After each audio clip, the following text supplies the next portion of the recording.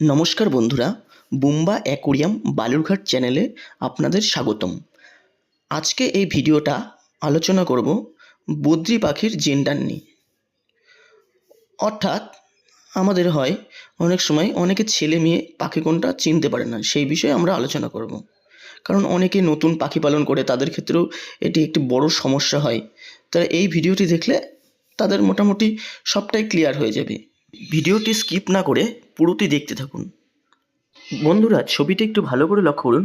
উপরের সারিতে যে ফিমেল পাখির ছবিগুলো আছে ঠোঁটের, সেই পাখির ঠোঁটের কালারগুলো একটু ভালো করে লক্ষ্য করুন। যেহেতু যত ছোট বাচ্চা পাখি হবে সেগুলোর ক্ষেত্রে ঠোঁটের কালারটি সাদা হবে, এবং যদি অ্যাডাল্ট ফিমেল পাখি হয় তার ঠোঁটের কালারটি সাদা আর হলুদের মিশ্রিত ভাবের হয়ে যে কালারটি থাকবে, ঠিক সেই কালারটি থাকবে। এগুলো দেখে ফিমেল পাখি আপনি চিনতে পারবেন। ঠিক একইভাবে ছেলে পাখির ক্ষেত্রে ঠোঁটের কালারটা হবে হালকা ব্লু, বা অনেক ক্ষেত্রে পার্পেল কালারও হয়, বা ডিপ ব্লু হবে। এই তিনটে কালার দেখলেই মোটামুটি বুঝতে পারবেন আপনারা যে এটা ছেলে পাখি।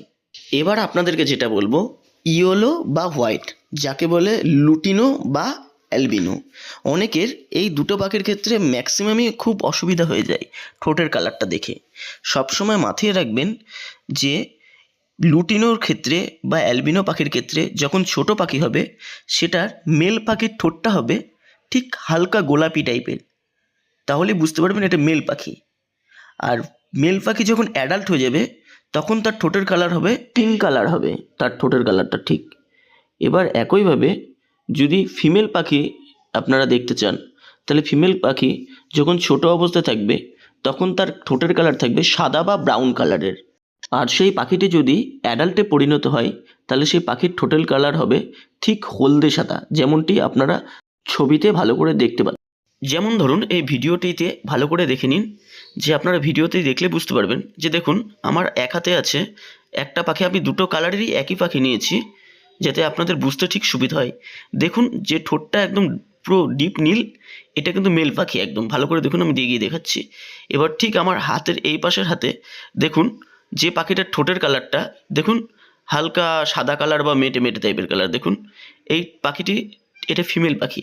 এই দুটো দেখলে আপনারা পরিষ্কার বুঝতে পারছেন একটা মেল একটা ফিমেল। এইভাবে আপনারা পরিষ্কার চিনতে পারবেন। আর হ্যাঁ, পাখিদেরকেও আপনারা চিনতে পারবেন।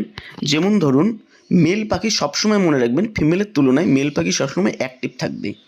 ধরুন আপনার খাঁচায় কোনো একটা বসার জন্য একটা লাঠি দিয়ে রেখেছেন, সবসময় মেল পাখি মাথা নাড়িয়ে সেই ডালটির এদিক থেকে ওদিক যাবে।